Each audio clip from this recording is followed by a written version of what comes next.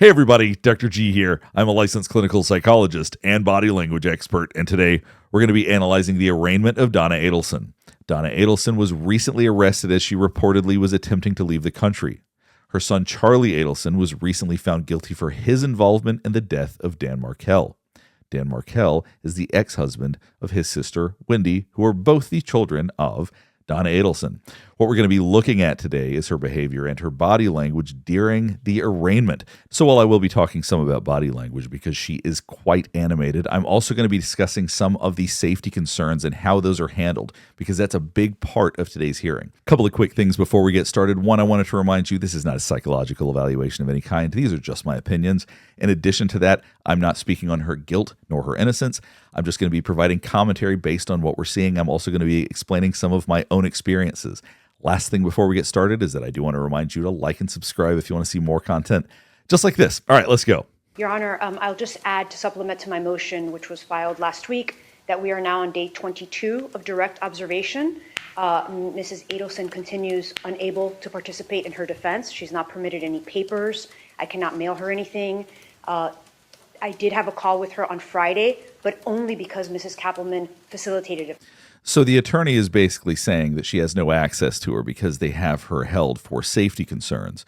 And this is a complication for when you are concerned for somebody's safety because they can't have certain objects. You have to keep an eye on them to make sure that they're not going to hurt themselves or hurt others or whatever it is, depending on what the safety concerns are. So I understand the attorney's argument here, but let's keep going. I just want to talk a little bit about this as we keep going. This particular issue goes, there is no impediment to her speaking with her lawyer, seeing her lawyer, over and above using a tablet. The tablet has a headset that can be used as a ligature. Otherwise, she's free to enter the jail. Chief Mack is here. He's assured me that they can have visit. I don't understand the problem that is perceived. So as you can hear him talking about, there are limitations when someone has safety concerns. And we're going to continue to talk more and more about this because a lot is discussed about this today. She made a statement that she wanted to die. Now, before she was arrested in Miami, she also had a phone. As you can see, a big smile on her face. We oftentimes do this when we want something to sound ridiculous. Our reaction being, this is so silly you can't take it seriously. So sometimes when somebody says something that agitates us or that we really want to disagree with, we put on a big smile to show how ridiculous we feel that it is. Check this out again and then we'll keep going. She wanted to die. Now, before she was arrested in Miami, she also had a phone call with her son, who's obviously in jail here. And she's shaking her head no. It's interesting because I presume that these will all be verifiable facts when the trial happens. So the idea that she is so aggressively disagreeing with these different facts, I assume we'll find out whether or not they're true eventually. We can only take people's word for it right now. I believe there's a transcript of certain things that she has said, but it is interesting to see her disagree with this stuff so strongly. 25-minute phone call. I personally listened to it. She very clearly spoke about a plan to kill herself using sleeping pills. And now this is interesting. You actually literally heard her say, oh my God. It was a little hard to hear, but she did vocalize that. And so not having that level of decorum in court is interesting. I think it shows that she is willing to really bring attention to what she disagrees with. And this may speak some to the way that she's going to be when the trial actually happens. Watch this again. We'll keep going. Spoke about a plan to kill herself using sleeping pills. One moment. Ms. Adelson, please keep your comments to yourself. Let your lawyer argue on your behalf. Spoke of a plan to kill herself if she could not escape the country before arrest. And then you see a shocked face, open mouth, eyes wide. So she's saying that she's shocked, essentially, that he would say such a thing. If she could not escape the country before arrest. That was known to the folks in this jail when she got here. So afterward, it looks like she's looking back to the cameras. Maybe she's aware that people are picking up on this. Maybe it's that she wants people to see how much she disagrees with this. Once again, I'm not speaking to whether or not what she's reacting to is truthful, but in terms of her reaction, she really wants everybody to see it seems like. That's why she's on watch. The mental health professionals see her every day. They are not satisfied that she's safe. Now, that's interesting. You saw her lean backward after he said that. Watch this. Folks in this jail when she got here. That's why she's on watch. The medical. Now, sometimes when people do that, that's a way to look relaxed. It's a way to go, you know what? None of this is that important. Like, this is ridiculous. So she's showing, and she's also putting her nose in the air, which we oftentimes think of as being a way of being above things. The mental health professionals see her every day. They are not satisfied that she's safe. And it's up to them to decide it. Well, Now, as he's talking about mental health professionals interacting with her every day and deciding whether or not she's safe, this is very complicated. It's very, very difficult when we're talking about safety needs and when we're talking about whether or not somebody is safe. This is something I've been involved with. A lot of mental health professionals at one point or another in their careers has been involved with working with people that have these sort of acute issues. Whether or not she's a safety concern, I can't speak to that. But a big part of what they're about to talk about is going to be who is assessing for this, who is deciding whether or not there are safety needs and safety concerns. I'll allow you to direct Chief Mack on any other matters you believe to be pertinent. Go. Chief Mack is getting ready to get asked a lot of questions that he is not going to be capable of answering. He actually answers them correctly in the sense that he shouldn't be able to answer many of these questions, actually. Go ahead, sir. Okay. Anytime anyone makes a statement or we get evidence of someone wants to actually harm themselves, they're placed on direct observation. On direct observation and receive a smock as well. Now, one thing that you're seeing her now leaning forward. Now she really wants to engage in this because I think that she is looking to, I'm presuming, she's looking to disagree with many of the things that are being said. Because throughout this so far, we're seeing her disagree. I presume that that's the same mentality she's going in as Chief Mack is talking. And they're placed in an isolated room. It's just direct observation is what it really is. So we have a staff member outside the door that actually watches them around the clock, make sure they don't cause any harm to them. See her shaking her head no right there. You know, this is tough because what he's talking about, these observation rooms, it is invasive. It's unfortunate, but I've seen in situations like this, if you don't keep a close eye on people, you might, or maybe you wouldn't be surprised at some of the things that people do. Not saying that she would ever in a million years do those things. So as long as you've got mental health professionals, though, that are not saying, yes, we're 100% sure that she is safe, they're going to have these invasive ways of monitoring somebody. Themselves. When are the individuals who are under this status reevaluated for going back to general population? That's done daily with yes care personnel. Mr. Toomey, if you have any further examination for Chief Mack, I'll allow you to do so at this time. You see how much body language she has. I think she's trying to get people's attention because she's saying, this isn't true, or I don't agree with this. Any concerns you have about self-harm? Yes, that's because of we just keep constant view, keep them in vision to make sure that they don't do anything or pick up anything they can take back to the room. It looks like she's saying, oh my God, once again, protesting what's being said.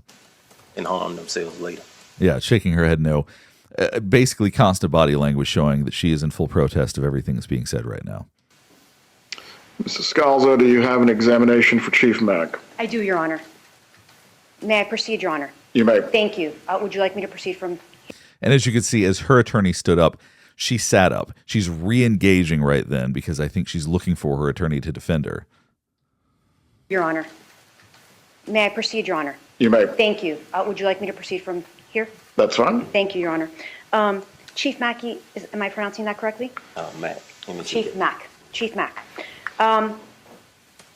It's also interesting that as the attorney leans forward, it appears that Donna Adelson wants to lay direct eyes on Chief Mack. She's almost trying to look past her because she doesn't want to stop looking at him as he talks about these things. Am I pronouncing that correctly? Mack. Chief Mack. Chief Mack. And just to be very clear, it's not that I don't think that Donna Adelson genuinely believes that she's being mistreated. There are many people in these kinds of situations that are very frustrated. They feel they're being mistreated. She wouldn't be the first person I've heard say these very things. Have you listened to this 25-minute call that Ms. Adelson had before she was arrested? Not in its entirety. I actually heard the portion where she was speaking of wanting to do a pact with her husband. I'm assuming that's who the individual was. Chief Mack, did you? There was the smile again. If you watch Donna, she's sort of laughs and then leans back. Watch this. With her husband. I'm assuming that's who the individual was. Chief Mack, did? Says, oh my God, again, leans back. Once again, this is sort of a defiant stance. We lean back. It's a way of disengaging from people. It's a way of saying, you know what, I'm not going to be a part of this. I will say, as the attorney's asking Chief Mack these questions, now maybe it's different in Florida, maybe it's different in that jail system. These are really questions for a mental health professional. What Chief Mack thinks about the call or the risk of self-harm or any of those things is really immaterial. Do you participate in the decision on whether Ms. Adelson needs to remain on direct observation? No, ma'am, that's a medical. Okay, is the medical person that makes that decision a psychiatrist or another person? That's Dr. Sapp. So is Dr. Sapp a psychiatrist? Yes. Okay. Okay, so it varies state to state, but you don't have to be a psychiatrist to be the one that makes that determination. They oftentimes will run a unit, or they'll be the ones that are sort of in charge, but it doesn't change the fact that there are many people that can determine someone's risk. So it's not just Dr. Sapp that can say whether or not she is a potential risk still. That doesn't mean that Dr. Sapp is going to have to see her every single day. At least in Georgia, that's not how it would work, unless Florida is somehow different. Do you know if Dr. Sapp has examined Ms. Adelson? She advised me that she spoke with her on different occasions of And you can see her eyes wide right now. been around the area while another clinician was talking with her. Well, how is Ms. And she just said not true. So once again, she wants everybody to focus on the fact that she absolutely protests everything that's being said today. Dr. Zapp? Sapp. Zapp. How is Dr. Zapp? Sapp. Zach with a C, I'm sorry? If you could spell it, Chief Mack. SAPP. Sapp. Okay, Sapp seems very clear to me. She was saying it correctly before, but now for some reason the attorney is moving on to Dr. Zapp. I really am having a hard time understanding why that is because he just spelled it, but I just want to point that out. So how is Dr. Zapp supposed to determine whether Mrs. Adelson can be removed from direct observation if she doesn't evaluate her? From what I was advised, she has evaluated her. Once again, there's that leaning forward as though you have to answer to me. And also other members of her staff. Chief Mack, would it surprise you if Dr. Continuing to shake her head no. And no shock here. She just continues to protest and protest everything that's being said about this. Zapp has not evaluated Mrs. Adelson at all? I couldn't say that I wouldn't think that she would tell me something that wasn't true. Do you have a report from Dr. Zapp establishing, I'm sorry. I wouldn't take, because of HIPAA laws, I don't necessarily get involved with medical paperwork. And that's true. He shouldn't be getting involved in medical paperwork other than what is limited and what is required for him to do his job. Once again, she's asking him questions that he really can't fully answer as far as I'm concerned. That nature. Chief Mack, did you come to court today knowing that you were going to testify about whether or not Mrs. Adelson was on direct observation or not? I knew I was supposed to be here, but the extent, I can't say I was privileged to. And you see the pursed lips. We oftentimes do this when we're frustrated. Once again, I know a lot of her body language is fairly obvious because she is not trying to hide any of it. She wants everybody to see exactly how she feels about this. I can't say I was privileged to told that I was going to actually testify, but I was prepared if I did. Okay. And Chief Mack, knowing that you had to come here today possibly to testify, did you inquire how many times Dr. Zapp had met with Mrs. Adelson? I did not, because they actually. Yeah, she just said not once. Despite her warning earlier on by the judge saying, allow your attorney to represent you, she seems like she's having a hard time doing that. She really wants everybody to know this is what's happened. And one of the challenges as they're talking about this is that Dr. Sapp likely, I don't know this system specifically, but I've been around enough of this and worked at places like this, Dr. Sapp likely isn't going to see everybody every single day. There will be other people that also check for safety that are licensed mental health professionals. They might not be a psychiatrist, might not be a psychologist, maybe licensed clinical social worker, an LPC. There's a number of different levels and different degrees of people who can assess for these things. But it is likely that someone is daily doing some degree of assessment. Actually see everyone that's on direct daily, and it's more than just Miss Adelson. Chief Mack, are you aware that Dr. Zapp has never evaluated or met with Mrs. Adelson? I can only go what I've been told by Ms. Sapp. See, the wide eyes, I talk about this oftentimes with our eyebrows. When we raise our eyebrows, we want to bring attention to our face. Right now, she wants everybody to see how shocked she is that he would say this. Chief Mack, are you aware that Dr. Pugh is the only psychiatrist that has seen Mrs. Adelson, and that was on November 27th? I didn't get that information as to who saw her. All I needed to know, or all I need to be privileged to, is that she needed to be on direct observation. Chief Mack, do you have a list of all the times that Mrs. Adelson has been evaluated to determine whether she can be removed from direct observation? Like I previously said, the only time I know they see them daily. And with that, I don't get any paperwork because I'm not a medical professional. I'm just making sure that her safety is taken care of. Of course, Chief Mack, but just to be clear, I'm not asking whether... I really don't know why she's asking these questions of Chief Mack, because he's answering very appropriately, in my opinion. These are really questions for a mental health professional. Now, whether or not she saw Dr. Sapp, Dr. Pugh, whoever it is that she saw that evaluated her, I am going to go out on a limb and guess that typically prisons, psychiatric hospitals, all of these different kinds of places typically have a routine that they do every single day. They typically follow the rules. I don't know specifically in this case, but there's nothing that's being said that I find shocking or that seems unusual in some way. over a period of 72 hours in Miami, and she was released to general population. I heard something of it, but I don't necessarily, I go by our contract provider when we doing anything. We're seeing the same patterns of behavior: pursing lips, leaning backward, nodding at times where she agrees strongly, shaking her head when she disagrees. Her body language is very engaged with how she feels. It may help. Who told you that she might have been evaluated in Miami and released to general pop? So to go back, you're saying Dr. Zapp has personally told you that Dr. Zapp has visited Mrs. Adelson? She told me she was in the area with Miss Adelson. Her body language is so strong. She really wants people to see this. Mrs. Adelson. She told me she was in the area with Miss Adelson. I don't know because I wasn't present. She's saying never, never.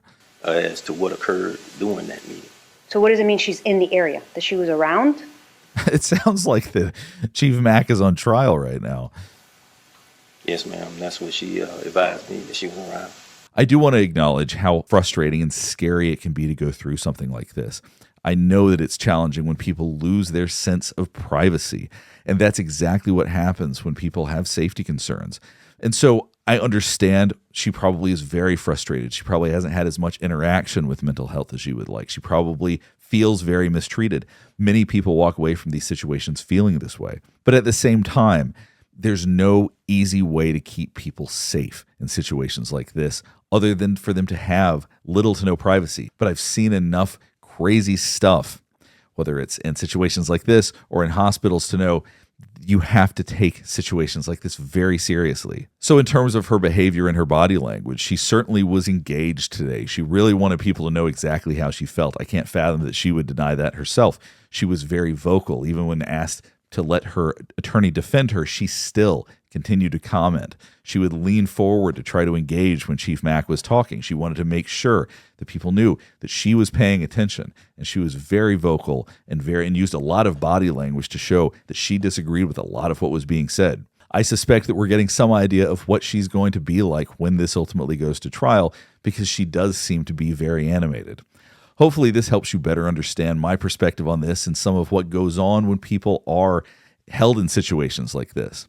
If you have any other thoughts about this, please let me know in the comments below. Last thing before we get wrapped up is I do want to remind you to like and subscribe if you want to see more content just like this. All right, thanks for watching.